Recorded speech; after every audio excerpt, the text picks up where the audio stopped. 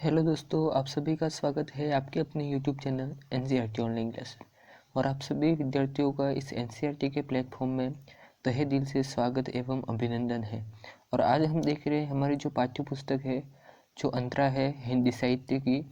इसमें हमने जो चैप्टर नंबर 9 है, जिस दूसरा देवदास। और दूसरा देवदास का हमने जो लेखिका परिचय है, ममता कालिया जी जो लेखिका है, उनका जो लेखिका परिचय है वो हमने कंप्लीट कर लिया है। आपको जो वीडियो चाहिए तो आपको प्लेलिस्ट में मिल जाएगा, वहाँ पर जाकर आप भी देख सकते हैं। तो हमारा जो चैप्टर है दूसरा देवदास, दूसरा देवदास का आज जो है पाठसार देखेंगे। आज इसी वीडियो में हम आधा जो पाठसार है वो इसी वीडियो में देखने वाले हैं। तो ममता कालिया का जो ये लिखित जो दूसरा देवदास कहानी है, ये दूसरा देवदास जो कहानी है वो दूसरा देवदास कहानी है। तो दूसरा देवदास क्यों कहा गया, ये जो कहानी है ममता कालिया जी ने इस पर एक फिल्म भी बनी है, दूसरे देवदास पर फिल्म भी बनी है। तो ये देवदास आखिरकार दूसरा देवदास क्यों रखा गया?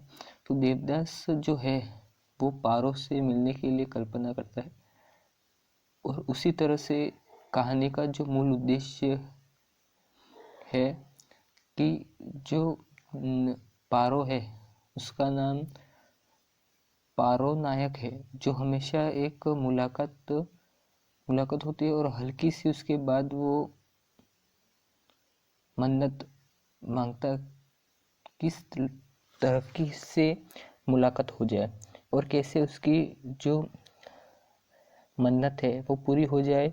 और इसलिए जो ममता कालिया है उसका नाम दूसरा देवदास पड़े। क्या आपने देखा होगा कि दूसरा देवदास में कि किस तरह किसी को भी एक नज़र में देखते ही कि इसमें प्यार हो जाना, या इसी के रिगार्डिंग ये जो चैप्टर है कि जो देवदास है उसके मिलने की कल्पना करता है। और उसी की तरह से जो कहानी का जो मूल उद्देश्य है वो नायिका का नाम पारो है। जो नायिका है इसमें वो पारो है, वो नायक है जो हमेशा एक मुलाकात होती है, उसकी एक मुलाकात होती है तो हल्की सी बात उसको मन्नत मांगता है।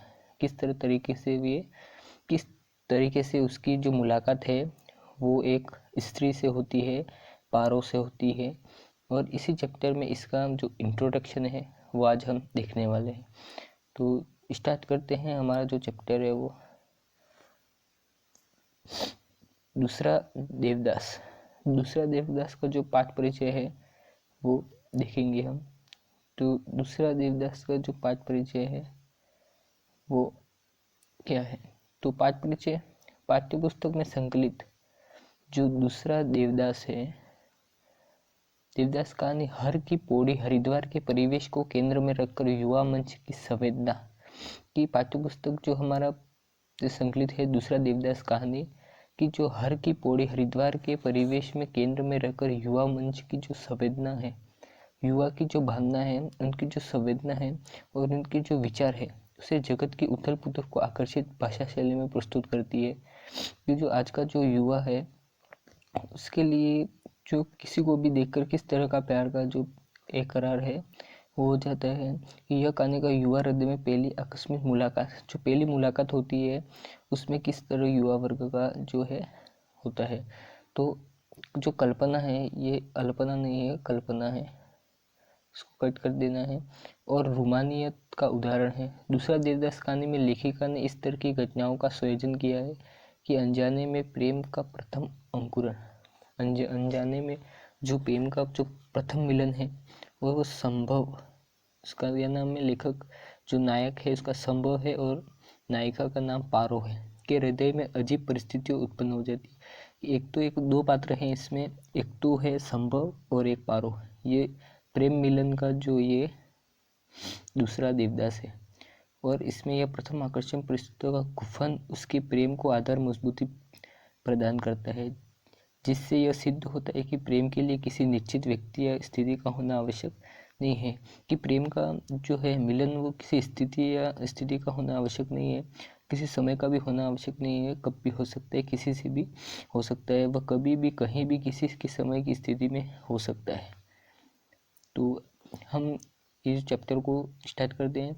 इसमें बताया गया पारो और जो संभव है, इन दोनों की जो प्रेम कथा है इसको बताया है कि किस तरह वो पहली मुलाकात में मिलते हैं और उनको कैसे प्यार हो जाता है। तो चलिए देखते हैं दूसरा देवदास। दूसरा जो देवदास है हर की पौड़ी। स्टार्ट करते हैं दूसरा देवदास। दूसरा देवदास हर की पौड़ी। हर की पौड़ी सांझ कुछ अलग रंग में उतरती है। दियाबाती का समय दियाबाती का समय या कह लो आरती की बेला। 5 बजे जो फूलों के दोने 1-1 रुपये के बिक रहे थे। दोने का मतलब जो वो अब जो दिए होते हैं उसको एक जो पन्ना होता है उसमें रख कर उसको जो गंगा नदी में जो बहाया जाता है उसको जलाकर उसको कहते हैं। और 5 बजे जो फूलों के दोने का मतलब वो आपने बताया 1-1 रुपये के बिक रहे थे। 1-1 रुपये के हैं जो बिक रहे थे और इस वक्त तो 2-2 के हो गए थे। 1-1 के बिक रहे थे और जो ये समय था दिया बत्ती का तो इसमें 2-2 रुपये के हो गए थे। भक्तों को इससे कोई शिकायत नहीं थी। इतनी बड़ी बड़ी मनोकामना लेकर आए हुए हैं। 1-2 रुपये का मुँह थोड़े ही देखना है। गंगा सभा के स्वयंसेवक खाकी वर्दी मुस्तैदी में घूम रहे हैं कि जो वहाँ पर स्वयंसेवक है गंगा सभा में वो खाकी वर्दी पहनकर घूम रहे थे। वे सबको सीढ़ियों पर बैठने की प्रार्थना कर रहे थे और शांत होकर बैठिए, आरती शुरू होने वाली है। कुछ भक्तों ने स्पेशल आरती बोल रखी है। स्पेशल आरती यानी 101 या 151 रुपयों वाली। गंगा तट पर हर छोटे बड़े मंदिर पर लिखा है गंगा जी का जो प्राचीन मंदिर है। पंडितगण आरती के इंतजार में व्यक्त है। पीतल के नीलांजलि में संग्रह बस्तियां घी में भिगोकर रखी हुई है। सबने देशी घी के डब्बे अपनी ईमानदारी के प्रत्यक्ष स्वरूप पर सजा रखे कि जो बत्तियों के जो वो हैं जिसको क्या कहते हैं यहाँ पर नाम भी दिया गया था पोड़ी सांझ। यहाँ पर जो इसमें दिए डुबाकर रखे हुए हैं और गंगा की मूर्ति के साथ चामुंडा बालकृष्ण राधा कृष्ण हनुमान सीता की मूर्तियाँ श्रृंगारपूर्ण की स्थापना है। जो भी आपका आराध्य हो चुन ले। अब देखते हैं आरती से पहले स्नान। हर हर बहता गंगा जल निर्मल नीला निशाप औरतें डुबकी लगा रही हैं। बस उन्हें तट पर लगे हुए कूड़ों से बंधा जंजीर पकड़ रही हैं। पास ही कोई न कोई पड़ा झरझमाने के कपड़ों लतों की सुरक्षा कर रहा है। हर एक के पास चंदन और सिंदूर की कटोरी है। मुर्दों के माथे पर चंदन तिलक। जो मुर्दा है उनके माथे पर क्या है चंदन का तिलक और औरतों के माथे पर सिंदूर का तिलक। कोई दादी बाबा पहला पोता होने की खुशी में आरती करवा रहा है। कहीं कोई नई बहू आने की खुशी में अभी पूरा अंधेरा नहीं गिरा है। गोधूली बेला है। यकायक सहस्त्र दीप जल उठते हैं। पंडित अपने आसन से उठ जाते हैं और हाथ में अंगोछा लपेट कर जो धोती होती है वो लपेट कर पंचजलि नीलांजलि पकड़ते हैं और शुरू हो जाती है आरती। जो वो आरती का जो वो है उसको जो पंचजलि नीलांजलि कहते हैं उसको पकड़ लेते हैं और आरती शुरू करते हैं। पहले पुजारियों के भराई गले से समवेत स्वर उठता है, जय गंगे माता। जो कोई तुझको ध्याता सारे सुख पाता, जय गंगे माता। घंटे घड़ियाल बजते हैं। मनोतियों के दिए लिए हुए फूलों की छोटी छोटी किश्तियाँ गंगा की लहरों पर इठलाती हुई आगे बढ़ती हैं। गोताखोर दोने पकड़ इनमें रखा चढ़ावे का पैसा उठाकर मुंह में दबा लेते हैं। एक औरत ने 21 दोने तेराए हैं। गंगापुत्र जैसे एक छोटे से दोने में पैसा उठाता है और औरत अगला दोना सरका देती है। गंगापुत्र उस पर लपकता है कि पहले दोने में दीपक और उसके लंगोट में आकर लपट लग जाती है। पास खड़े लोग हंसने लगते, पर गंगा बहप्रत नहीं होता। बज्जट गंगा जी। अब दूसरा देखते हैं, दूसरी स्लाइड है ये। अब क्या होता है वो देखेंगे आगे कि मैं बैठ जाता है। गंगा में ही उसकी जीविका और जीवनी है। उसके रहते वह 20 चक्कर मुंह भर रोजगारी बटोरता है। उसकी बीबी और बहन कुशागट पर रोजगारी बेचकर नोट कमाती है। 1 रुपये में 25 पैसे, कभी कभी 80 भी देती, जैसा दिन हो। पुजारियों का स्वर थकने लगता है। लता मंगेशकर की सुरीली आवाज़ लाउड स्पीकरों के साथ संयोग करने लगती है और आरती यकायक एक सिगंध सौंदर्य की रचना हो जाती है। ओम जय जगदीश हरे से हर की पौड़ी गुंजायमान हो जाती है। औरतें ज़्यादातर नहाकर वस्त्र नहीं बदलती, गीले कपड़ों में ही खड़ी खड़ी आरती में शामिल हो जाती है। पीतल की पंचमजलि नीलांजलि गर्म होती है। पुजारी नीलांजलि में गंगाजल में स्पर्श कर हाथ में लिपटे अंगोछे को नामालूम ढंग से गोला कर दे लेते हैं। दूसरे यह दृश्य देखने पर मालूम होता है कि वह अपना संबोधन गंगा जी के गर्भ तक पहुंचा रहे हैं। पानी पर सहस्त्र बाती वाले दीपकों की प्रतिच्छावनियों झिलमिला रही है। पूरे वातावरण में अघोरू चंदन की दिव्य सुगंध है। आरती के बाद बारी है संकल्प और मंत्रोच्चार की।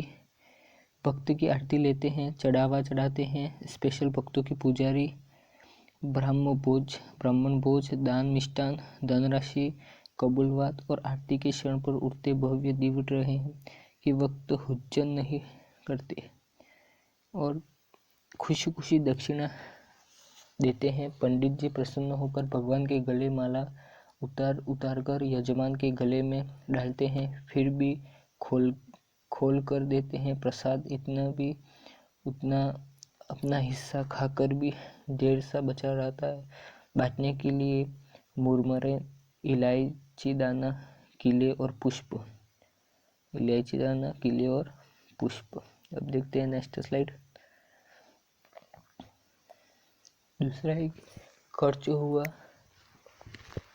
पर भक्तों के चेहरे पर कोई मलाल नहीं। कर खर्चे सुखदायी होते हैं। कुछ बड़े अभी भी अपने तख्त पर जमे हैं। देर से आने वाले भक्तों का स्नान अब भी जारी है। आरती के दोने फिर 1 रुपये में बिकने लगे हैं। गंगा जल आकाश के साथ रंग बदल रहा है। असंभव है। वो काफी देर से नहा रही था। जब घाट पर आया तो मंगल पंडा बोला, एक जो ब्राह्मण था वो बोला कि जजमान बड़ी देर लगा दी, हम तो डर गए थे। संभव हंसा। उसके एक सार खूबसूरत दांत सवारे चेहरे पर कफ उठे। उसने लापरवाही से कपड़े पर पहने जांघिया निचोड़कर थैले में डाला। जब वह कुर्ते से पहुंचकर चश्मा लगा रहा था तो पंडे उसके माथे पर चंदन का तिलक लगाने को हाथ बढ़ाया। उसने चेहरा हटा लिया तो मंगल पांडा ने कहा, चंदन तिलक स्नान अधूरा होता है बेटा। संभव ने चुपचाप तिलक लगा दिया। वह वापस सीढ़ियाँ चढ़ ही रहा था कि पौड़ी पर बने एक छोटे से मंदिर के पुजारी ने आवाज लगाई, अरे दर्शन तो करते जाओ। संभव ठिठक गया।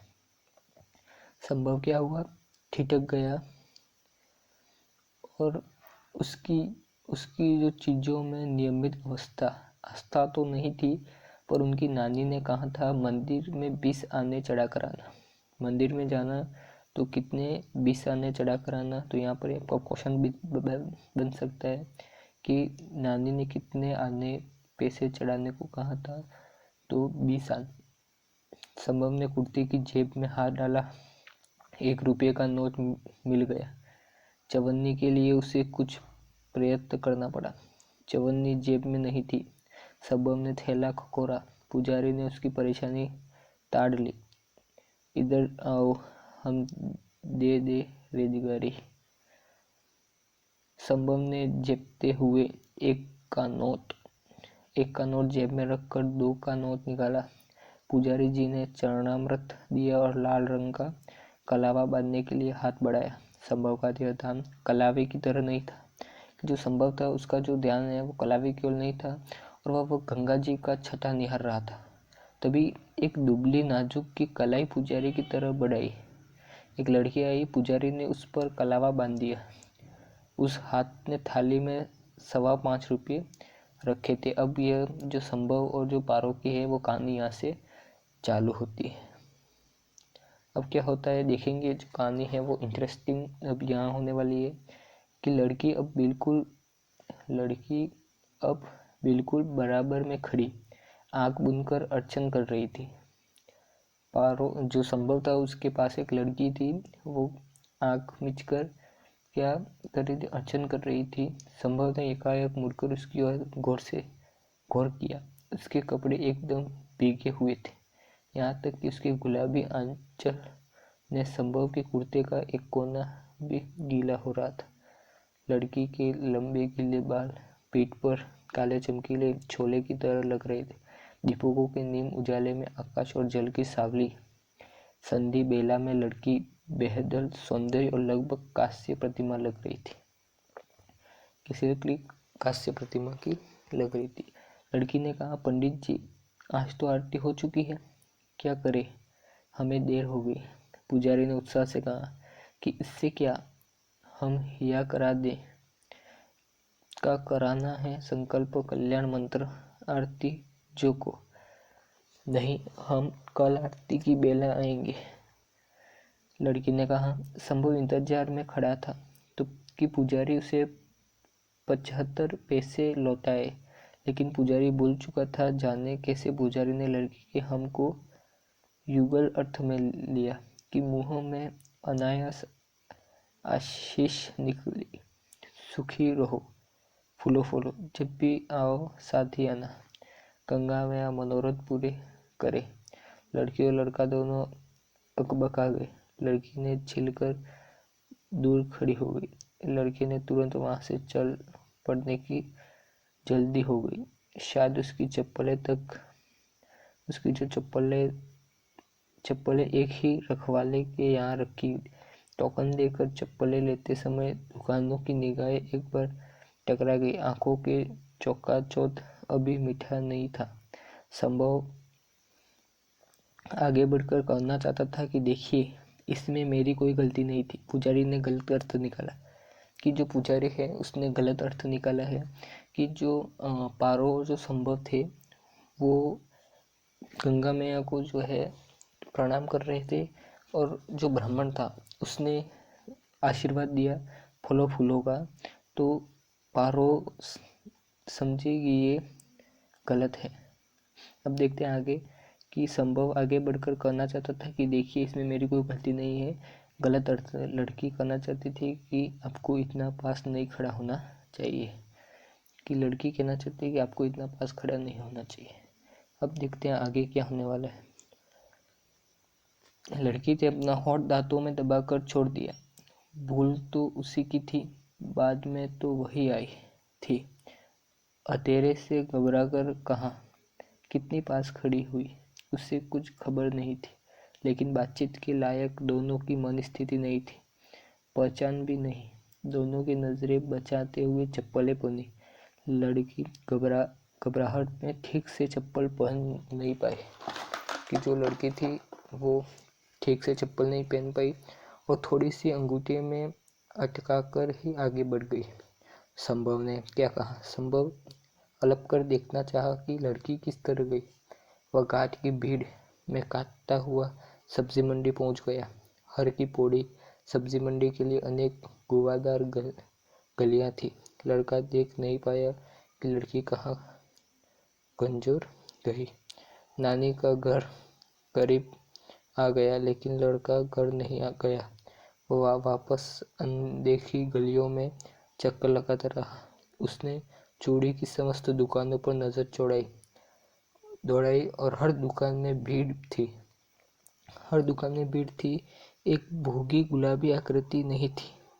आखिर भटकते भटकते संभव हार गया। पस्त कदमों से वह घर की ओर मुड़ गया।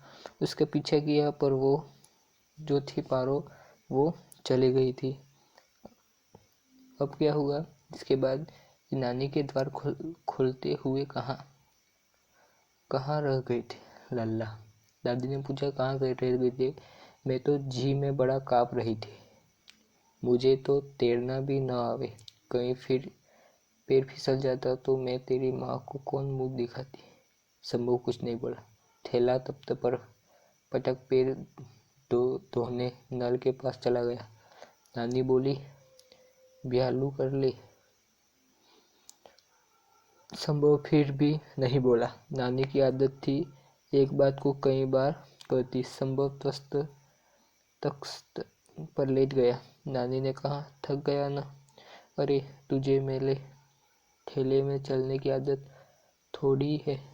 कल बैसाखी है, इसलिए भीड़ बहुत बढ़ गई है। अभी तो कल देखना है कि तिल धरने की जगह नहीं मिलेगी पौड़ी पर। चल उठ, खाइबे को खा ले। मुझे भूख नहीं है, संभव ने कहा। करवट बदल ली। अरे क्या हो गया? स्नान के बाद भी भूख न चमकी? तभी न इतनी जिग सलाई दे रही है। मैंने साबिता से पहले ही कही थी, इसके अकेले न बेच, यहाँ जी न लगे इसका। नानी पास खड़े खटोले पर अंधटेली हो गई। उम्र के साथ साथ नानी की काया इतनी संक्षिप्त हो गई थी कि वे फैल पसर कर सोती भी उसके लिए खटोला पर्याप्त था। पर उनकी सिकुड़ कर गठरी बनकर सोने की आदत थी। गंगा के छूकर आती हवा में आंगन की काफी शीतल था। ऊपर से नानी ने रोज की तरह शाम को चौक धो डाला था। नींद और स्वप्न के बीच संभव की आंखों में खाट की पूरी तरह बात उतर आई। लड़की की आंख बंद कर अर्चना करना, माथे पर भीग बालों की लट, कुर्ती को छूता उसका गुलाबी आंचल, पुजारी से कहना उसका सौम्य स्वर, हम कल आएंगे।